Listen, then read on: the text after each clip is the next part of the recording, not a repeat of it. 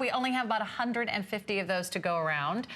I wish we had more rings in this entire 3-hour show, but they are pretty limited. We will make it available for you, though. Here's one. This is the contemporary, how can I say this, Sonoran? Sonoran. Sonoran. Yeah, this is Sonoran blue turquoise. Okay, this is Sonoran blue. We had an exclusive on this mine. I don't know of anybody else that has the rough material.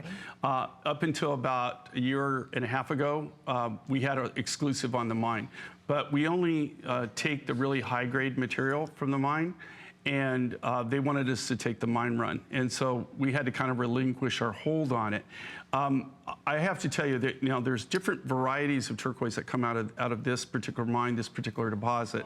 This is some of the higher grade turquoise that I've ever got to work with in my entire life. Some of the Sonoran, this particular turquoise, this is almost so clean that it doesn't even look real. It looks like it's been treated. What's really cool with this, and if you can go, you can see it on the other ring a little bit better. Everyone's gonna be a little bit different, but can you see kind of like those little swirls in that? That's watermark.